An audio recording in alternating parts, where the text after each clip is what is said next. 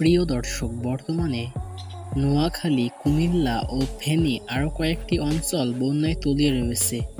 এরই মধ্যে কয়েক লক্ষ পরিবার অসহায় হয়ে পড়েছে। এবার যে যেভাবে পারছে সবাই তাদের দিকে সাহায্যের হাত বাড়িয়ে দিচ্ছে। এবার সাহায্যের জন্য হাত বাড়িয়ে দিলেন ওপার বাংলার জনপ্রিয় অভিনেতা নায়ক দেব।